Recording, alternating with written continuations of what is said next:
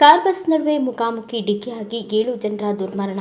ಸುರಪುರ ತಾಲೂಕಿನ ತಿಂಥಣಿ ಸಮೀಪದ ಶಾಂತಪುರ ಕ್ರಾಸ್ ಬಳಿ ಇಂದು ಬೆಳಗ್ಗೆ ಖಾಸಗಿ ಬಸ್ ಹಾಗೂ ಕಾರ್ ನಡುವೆ ಮುಖಾಮುಖಿ ಡಿಕ್ಕಿಯಾಗಿ 7 ಜನರು ಸ್ಥಳದಲ್ಲಿಯೇ ಸುಟ್ಟು ಕರಕಲಾಗಿದ್ದಾರೆ. ಸುರಪೂರಿನ ವೇಣುಗೋಪಾಲಸ್ವಾಮಿ ದೇವಸ್ಥಾನದ ದರ್ಶನ ಪಡೆದುಕೊಂಡು ಶಿರವಾರ ತೆರಳುತ್ತಿದ್ದ ಕಾರ್ ಬಸ್ಗೆ ಡಿಕ್ಕಿಯಾಗಿ ಬೆಂಕಿ ತಗುಲಿ ಕಾರ್ನಲ್ಲಿದ್ದ ಒಂದೇ ಕುಟುಂಬದ 7 ಜನರು ದುರ್ಮರಣ.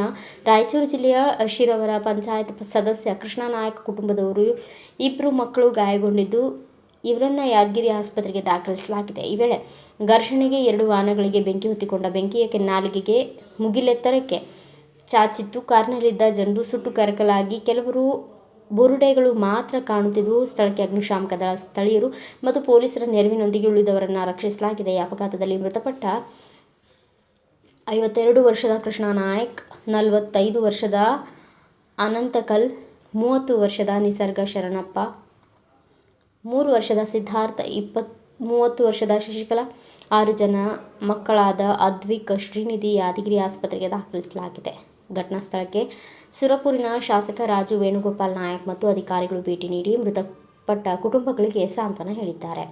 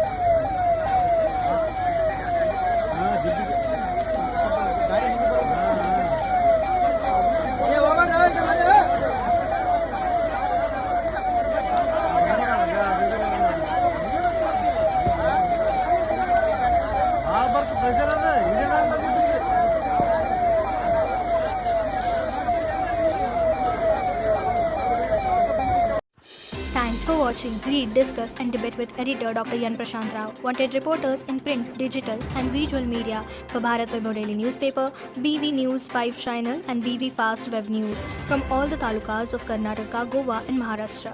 If interested, send your resume to 9019229369.